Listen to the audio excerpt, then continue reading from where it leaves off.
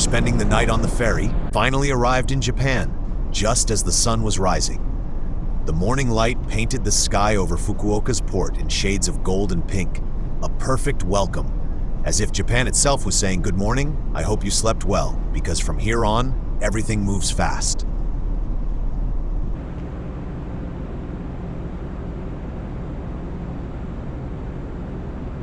From there, we took the Sakura Shinkansen from Hakata Station to Hiroshima.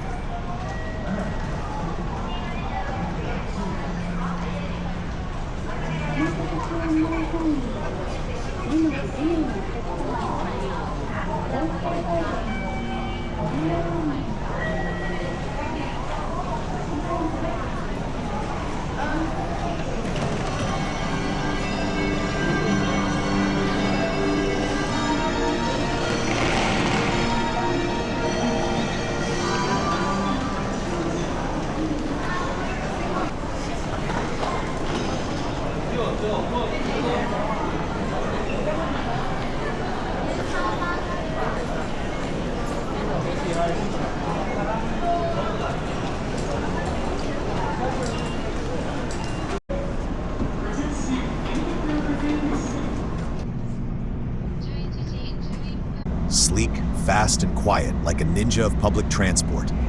The scenery flashed by like a TikTok clip. Peaceful villages, rice fields, and mountains that looked hand-painted. In less time than it takes to finish an onigiri, we had arrived in Hiroshima.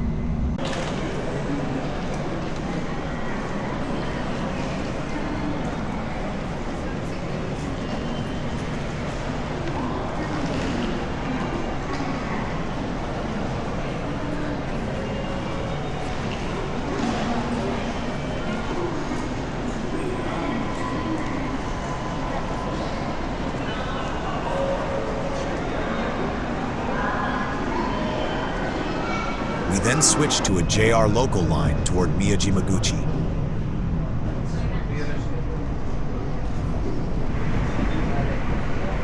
And because Japan loves efficiency more than we love our morning coffee, we hopped straight onto the JR ferry bound for Miyajima Island.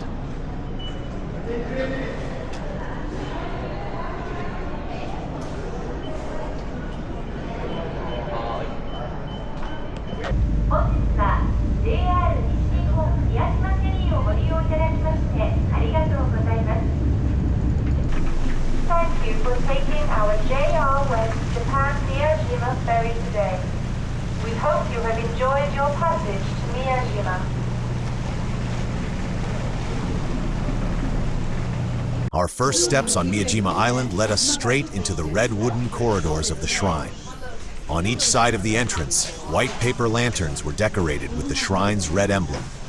It is said that these lanterns, chochin, represent the divine light that guides the spirits of the kami, the Shinto deities. Above the entrance hung a thick rope made of rice straw, shimenawa, adorned with white paper streamers, shide, a symbol of purification. In Shinto tradition, this sacred rope marks the boundary between the profane world and the divine space. A gentle reminder, from here begins the realm of the gods.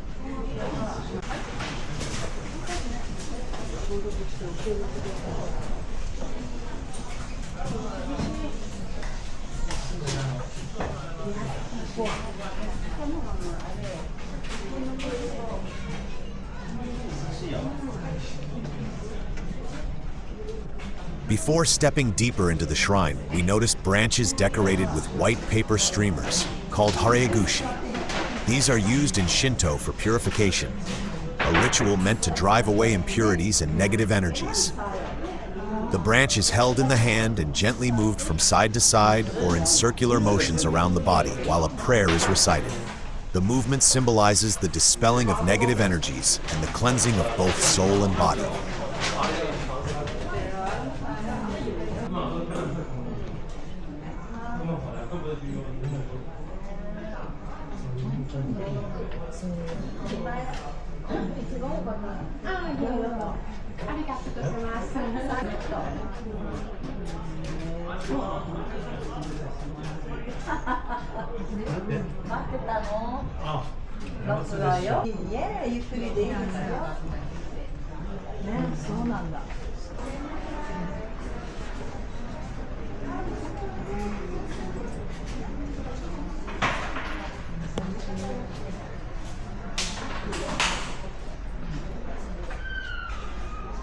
After purifying yourself with the haregushi, follow the proper steps of prayer in front of the altar, Haiten. Throw a coin into the offering box, Saisen Bako. The most common gesture is to offer a 5 yen coin, go-en, since go-en also means good connection or fortunate bond. Bow deeply twice from the waist, keeping your back straight. Raise your hands to chest level and clap twice.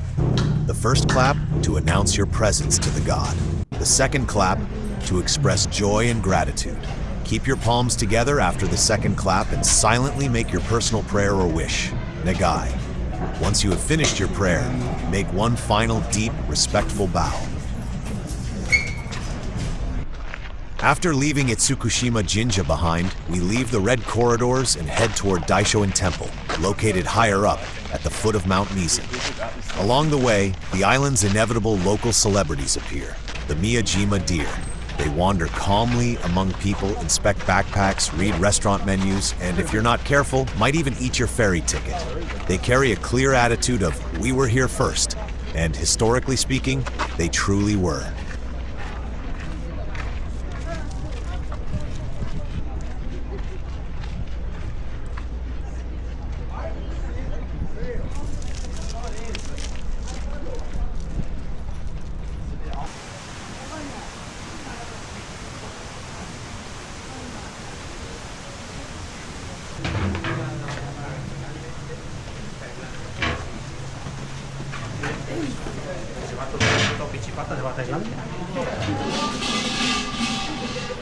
After a short climb, we reach the staircase leading up to the temple. On each side, rows of metal prayer wheels are aligned. Tradition says that if you spin them all as you ascend, you cleanse your karma.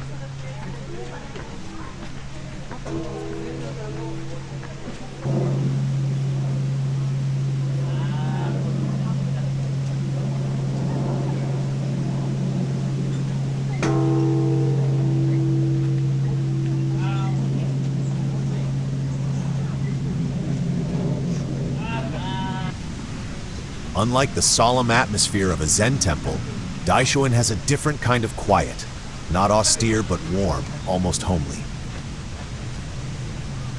Among the first figures to catch your attention is Jizo Bosatsu, the bodhisattva of infinite compassion, regarded as the savior of those who suffer. In Japanese Buddhism, Jizo is the protector of children and innocent souls.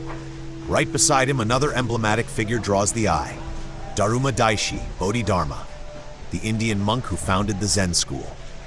Legend says he meditated for 9 years without moving, losing the use of his limbs, which is why the Daruma doll has that round shape without arms or legs. Its red color symbolizes protection against evil, while its weighted base makes it always stand back up after being tipped over. It's a charming yet profound reminder. Fall 7 times, rise 8.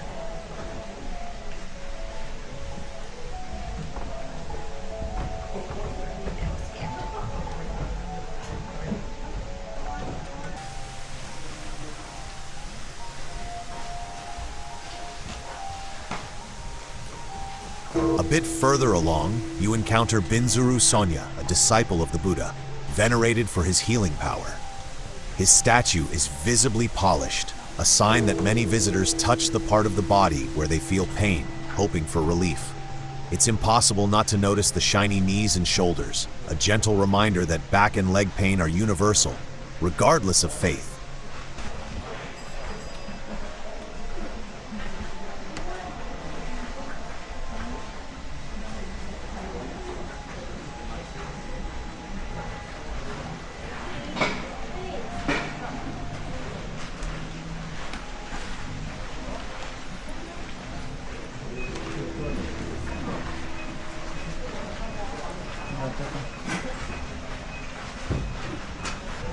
Kanondo, the main hall of Daishoin Temple, is the spiritual heart of the entire complex. The building features a tatami-floored entrance hall and 3 inner chambers, each serving a distinct role in Shingon Buddhist practice. On the left lies a small sacred museum displaying relics and statues of Amida, Kannon, Jizo Bosatsu, and Fudo Myo, finely crafted from wood, bronze, and gold.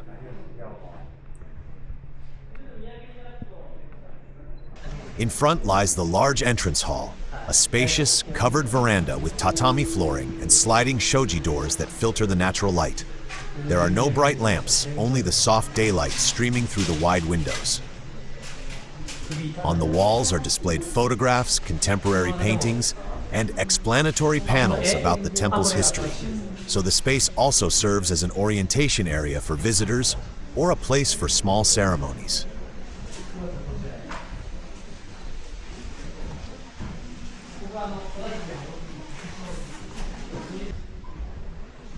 To the right, a secondary altar dedicated to Kannon offers a more intimate space for prayer and meditation.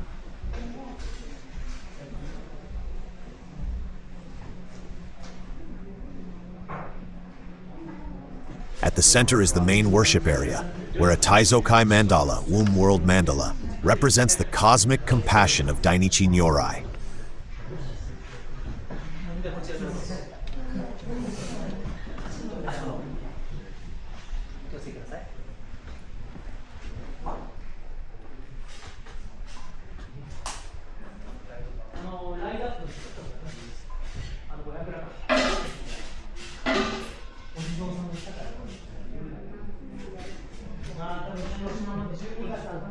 Above it rises the principal altar, housing an exceptionally valuable statue of Kannon Bosatsu Shokanon, the temple's guardian deity and embodiment of compassion. This statue is regarded as one of the most treasured representations in the region, protected beneath a golden floral canopy.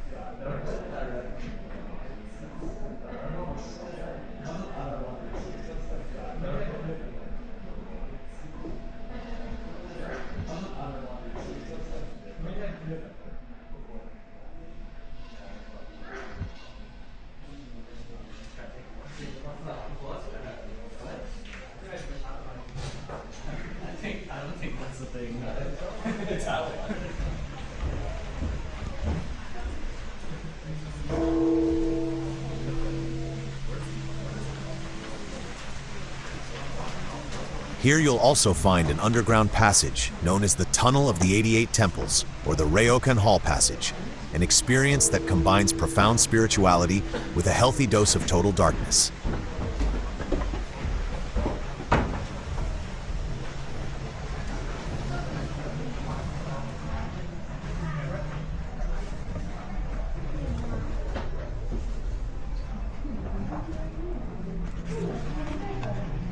The darkness is absolute, literally.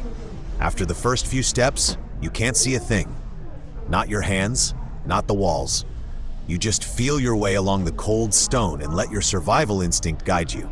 It's said that the path symbolizes a descent into the unknown and spiritual rebirth. Along the walls, 88 small statues of Kobo Daishi Kukai, the founder of Shingon Buddhism, are lined up. Each one represents one of the 88 temples on the island of Shikoku, the famous Buddhist pilgrimage known as the Shikoku Henro.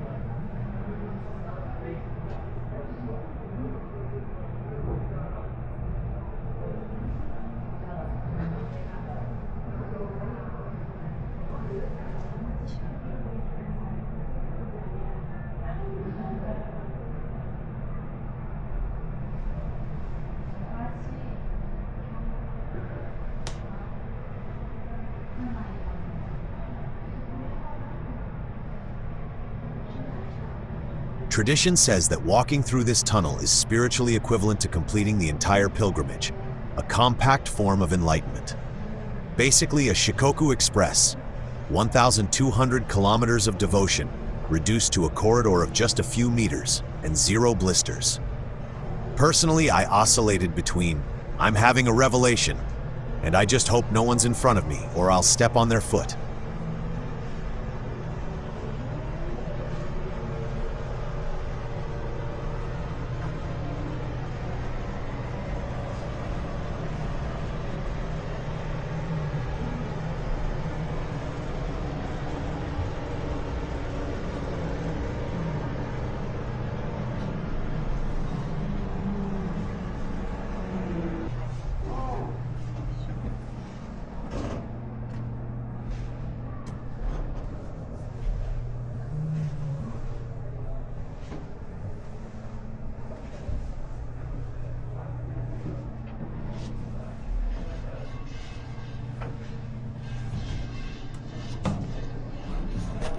When you finally emerge into the light, the air feels fresher and your vision clears.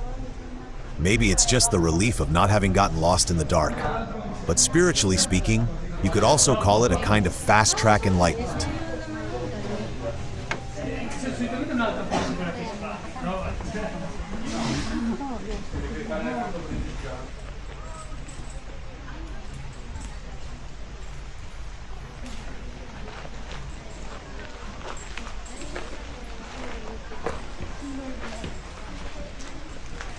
Daishoin is not just a temple, it's a true miniature city of gods. The complex stretches across several terraces, with stone stairways, covered corridors, and pathways lined with statues winding between the buildings. There are nearly 30 structures in total, from grand halls such as Kannon-do and Manaden, to small shrines tucked away in shaded corners. Each has its own spirit and its own scent of incense.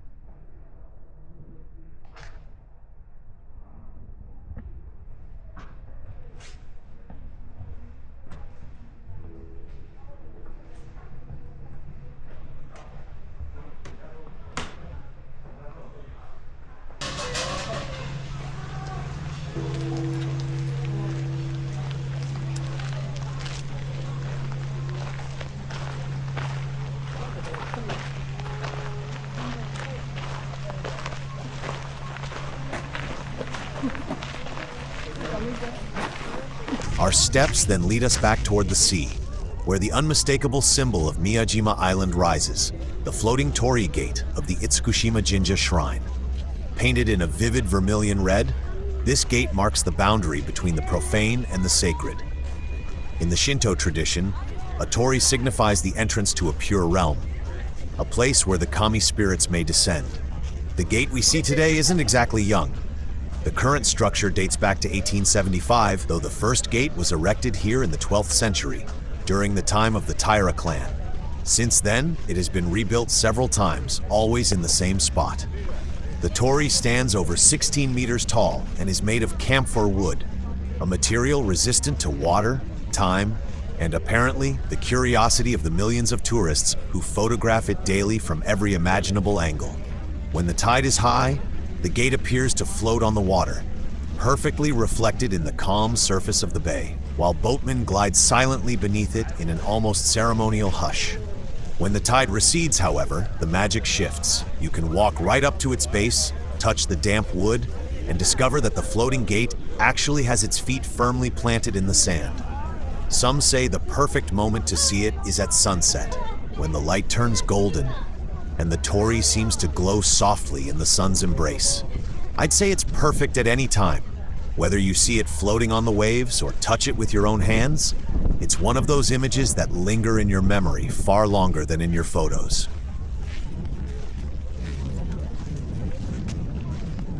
After a brief chat with a deer, we realize it's time to say goodbye to Miyajima.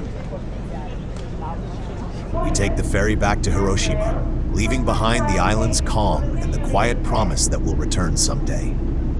Life jackets are stored on each deck, along with... Arriving in Hiroshima, our first stop is the Peace Park, a space built as a living reminder of a tragic past, but also of the hope for reconstruction.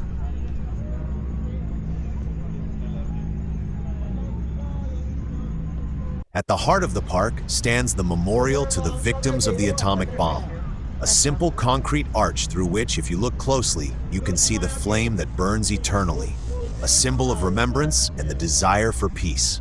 It's impossible not to pause for a few moments and feel the subtle weight of the place's solemnity and emotion. We enter the Peace Memorial Museum, and you immediately sense a change in the air. The light is soft, and footsteps seem quieter. The space is organized both chronologically and thematically, each room presenting the story of the atomic bombing, its immediate consequences, and its lasting impact on the city and its people. Although filming is allowed throughout the museum, I chose not to film. not because it was forbidden, but out of respect for those who lived through those moments, for their suffering, and for the memory of those who didn't survive. Capturing melted objects or lost toys on camera isn't the same as observing them in silence and gratitude. Sometimes, your mere presence and silence say more than any video ever could. Each display case, each photograph, each preserved object makes you feel, almost physically, the weight of the tragedy. And paradoxically, it's precisely this atmosphere of respect and quiet that transforms the visit into an act of empathy, a small gesture of honoring the memory of those affected and reflecting on the fragility of life.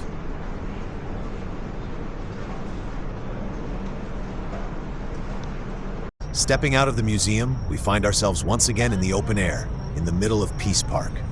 In front of us rises the Genbaku Dome, the atomic dome, the only building that remained almost intact after the explosion of August 6, 1945. Its fragile, exposed structure carries immense symbolic power, a silent witness to destruction, and at the same time a clear message of resilience and rebirth.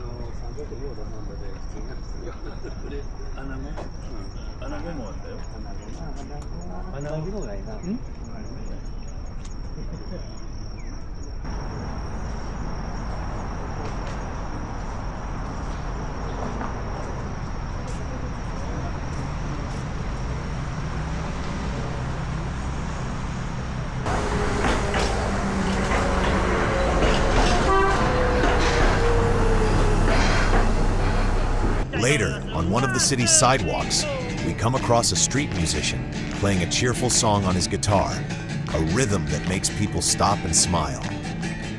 His melody contrasts sharply with the solemnity of the places we've just visited. But that's precisely what makes it so fitting. A small reminder that life goes on.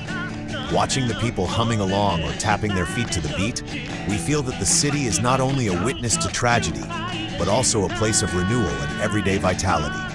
Even after everything that happened, people still laugh, sing, and live. And his song becomes a quiet yet powerful symbol of the simple truth that life moves forward. Just as we continue our journey, leaving Hiroshima behind and heading toward Osaka, a completely different city full of light, energy, and great food. But that's a story for the next episode.